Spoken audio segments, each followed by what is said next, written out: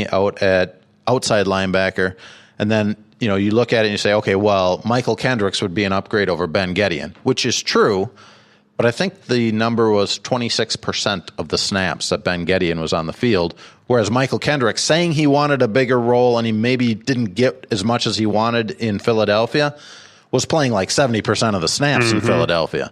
So I'm not sure where things are going to shake out there, but I tend to lean toward, if the Vikings want to get something done with Anthony Barr, signing Michael Kendricks may kind of prohibit that a little bit because of the money, because of now all of a sudden you're looking at it and you're going, wait a minute, are you phasing me out after this year?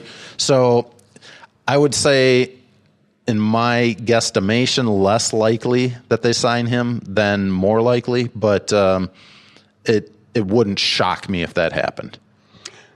Let's talk about the kicker competition and the offensive line shuffle. Let's start with the kickers. Does one kicker have an advantage other than having been drafted? Right. Does one kicker have an advantage this summer? And drafted in the 5th round, which is high, and the highest slot that they've ever drafted a kicker. So all of that gives the advantage to Daniel Carlson. But he's got to prove it on the field. Now, last week at OTAs, he was 4 for 4 in the field goal situations. Kai Forbath was 3 for 4. But I thought Forbath's the rotation on the ball looked more consistent, more up and down, less likely to hook or fade away from it. That's a golfer talking right there. Yeah, no doubt. No doubt it is. But, I mean, you look at it, and when the ball is tilted, it's going to hook or fade one way or the other. This week, Carlson looked much more consistent in the kicks that I saw. He was 4 for 4 again. Kai Forbath was 3 for 4 again. And then when they did a rush situation where, they act like you're at the end of a half and you're just trying to get a field goal off, they have the offense run one play, they set the ball down, they rush the field goal unit out there. Both Forbath and Carlson got the opportunity to try one of those. Forbath went first, missed from 46 yards, wide left again, which all 3 of the kicks that I've seen him miss have been wide left, and Carlson nailed it. And, Carlson hit. Now, both of them hit theirs from 53 yards out during another session, but I start to believe that Carlson is going to have the edge, and also because of the kickoff rules, where the Vikings seem to think that there are going to be more kickoffs returned this year because of the change in the rules, and therefore now all of a sudden the kicker becomes more important again, whereas in the past few years the idea of being able to hit a touchback wasn't as important. So all of that leads me to believe that Carlson has the leg up right now, pardon the pun, but don't ever do that again. I just honestly meant it that way and realized we're talking about kickers here. But I don't know when that decision will be made. It wouldn't shock me if they go through minicamp. Carlson, if he continues to have that one-time better of field goals per day during practices, it wouldn't shock me if before training camp they made the move. Interesting. That's what I thought all along, but it's interesting to hear it playing out on the field as we go. Let's get to the offensive line shuffle and nagging injuries. I do want to say that as we start talking to national advertisers, downloads are becoming more and more important. We appreciate everybody who listens in any way, but if you'd like to see this network continue to succeed and continue to grow, there are other shows I want to add to this deal, cover every sport in town, every subject in town. Downloads are becoming more and more important to us. If you have a chance to listen via download as opposed to listen, we would appreciate it. And also, the other cool thing about podcasts is you download it, you can listen anywhere, anytime. You don't have to have a Wi-Fi stream. You can, it's just always there for you. And that's what I did on the way down to Iowa too, because big hole in radio and all that on that trip. Well, that's a perfect opportunity for me to plug in, to the speaker system in the car and go, okay, I've downloaded 3 episodes from our network, and here's a great time to just listen to them, not have to worry. I'm not on Wi-Fi. It doesn't matter. So I totally agree with that. And when you were listening, did you recognize any voices like the guy from a Viking Update? Because he's a pretty big deal. He's a pretty big deal in Iowa, in fact. I did not listen to the guy from Viking Update. I think I was listening to Krasinski, Reeve, and Russo. Those not bad choices. Yeah, not bad at all. Thanks to Tony Hoaglund, Hoaglund, your State Farm agent in Champlin. My wife and I are moving right now, and Tony has made the transferring of insurance and all those other things really easy. The service provided by his office, the accessibility of Tony himself, the fact that you can use an app to do a lot of things by yourself and print out things right from the app have made life really easy. And as you know, Tony handles all of my insurance and all of Michael Russo's insurance. Hey, Minnesota sports fans. This is your local State Farm agent, Tony Hoaglund. I need you all to ask yourselves this question. If you're in an at-fault car accident and you are sued for $700,000, how much of that $700,000 will my current insurance company pay? If you are unsure or can't answer all $700,000, you need to give us a call. State Farm has been number one in car insurance since World War II and number one in homeowners insurance since 1964. For a no-obligation review of your current policies, call us at 763-421-4900 or check out our website at www.champlininsurance.com. All right, offensive line, I'm confused. What's going on? Well, they just keep switching guys around. I mean, really, the guy that's in a dedicated spot is Riley Reif at left tackle. After that, Pat Elflein has been out with his ankle injury, and whether he's back by mini camp, kind of doubt it. Maybe by training camp he should be. But while he's out, Nick Easton's been taken over at center, which opens up the left guard spot. So that was Will Compton this week.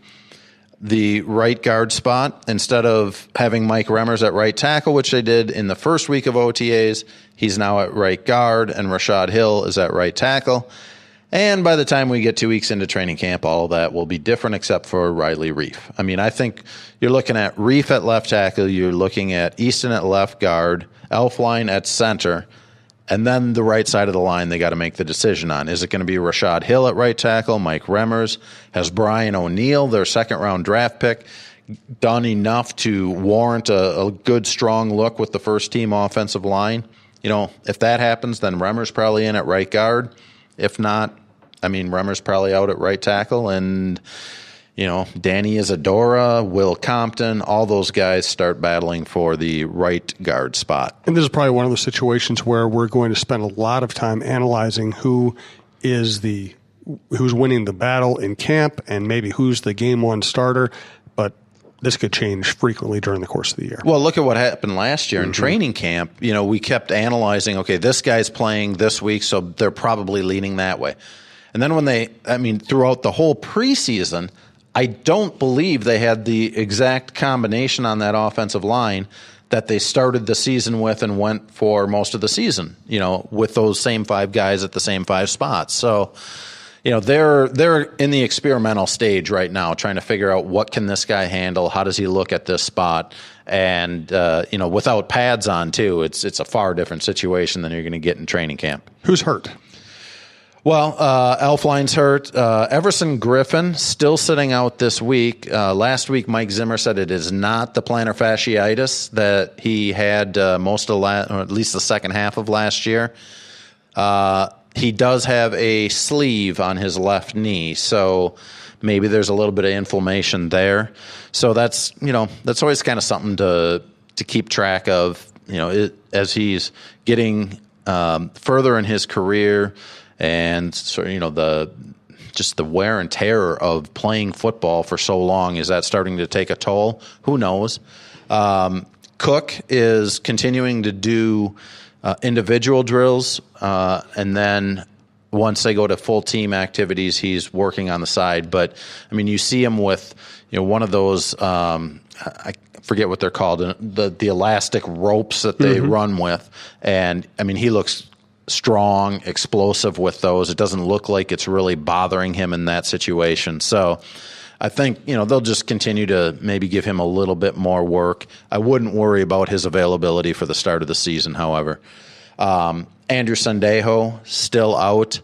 And then some others that may have bit roles, may not. Stacy Coley, the wide receiver. Tyler Conklin, the tight end who they drafted in the middle rounds. And then some other guys like Rock Thomas is one to pay attention to. Still hasn't been able to practice with them, but they have a need for a third down back, and they seem pretty intrigued by what he can bring. How's Mike Hughes looking? I like him. I really do. The general feeling is that Zimmer tends to shy away from rookie cornerbacks getting a lot of action early, especially when they have the depth at that position that they do. I tend to think if Mike Hughes continues to improve and look how he, build on what he's been doing now, that could be out the window. I think he's got a real shot at being their nickel cornerback this year if he continues to play. Usually I think part of the problem is that some of the guys that they've had don't have that personality that exudes confidence. You look at Trey Waynes, and it's kind of this quiet personality where, if he makes a mistake, he gets down on himself right away. And that anxiousness led to him just hanging on to receivers all the time first. Yep. And Hughes, I think, is more confident, and he's quick. He's got good jumping skills, all of that. The nickel cornerback spot is difficult because you have to worry about what's happening outside. You have to worry about what's happening inside. It's almost like a hybrid cornerback, linebacker type position where there are so many responsibilities. And because of that, I was surprised that, first of all, I was surprised that they had him working as the nickel corner in the first week of OTAs. I thought they'd probably put him at outside cornerback. And now this week they had him doing both. So they're really starting to put a lot on his plate. And from what I've seen, he's been handling it pretty well. So I'm pretty intrigued by what they could get out of him this year. Interesting. So the Vikings bring in Kendall Wright, who had a very good year, very efficient year as a slot receiver last year. He's obviously, we know where he's going to fit into this offense. Mm-hmm. What does that mean for Treadwell, and is there any optimism surrounding Treadwell? Well, the interesting thing that Zimmer said this week was he feels like Treadwell is starting to not be so hard on himself, which, if you listen to coaches over the past 2 years, that's the thing they kept coming back to was, he's trying to outwork things and almost work too hard physically, wearing himself down, being too concerned about one mistake that he makes. So it sounds like things are going better in that regard. I still don't think he's going to be this receiver that is getting great separation all the time. But I also felt like for the amount of time that he was on the field, for the amount of routes that he ran, quarterbacks didn't look to him that much. No, they didn't. And I wonder if Cousins is going to give him a bit more of an opportunity. I talked about the red zone drills that they were running a lot in practice. He went to Treadwell a few times in those situations, one in the back of the end zone that he wasn't quite able to get his feet down. But, I like what Cousins does in these red zone situations, which is he puts it where only his receiver can get it. And in that instance, Treadwell was able to make the catch, but ended up the momentum taking him out of bounds.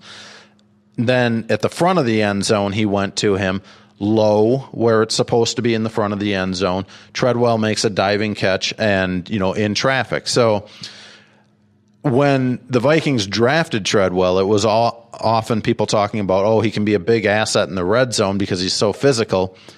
But it's not just out jumping people for balls. I think he's just tough and physical and willing to work in traffic. So I like the fact that at least at this point in the offseason, they're giving him a lot of work, and he seems to be thriving with it. So what's going on with the Vikings community events? I know that they did the interview with Kirk Cousins at a school yesterday? Yeah, so in years past, what they've done is once a year, usually in June, they will have this big playground build where they'll choose one school that might not have the resources to redo a playground. The Vikings staff ends up going over there in the morning and really doing quite a bit of the work. Scott Studwell putting in a lot of time over there over the years. And then after the players get done with practice, players and coaches go finish up the playground. What they did this year is they picked 3 different schools over in the Eagan area where the headquarters are now. And instead of building a playground, they gave away backpacks, books. They had the players really interacting with the kids, which was, to me, the big difference is, they were putting in work, building a playground, something that kids could use for a long time, but they weren't getting a lot of interaction with the kids. In this instance, it was kind of fun to see, Kirk Cousins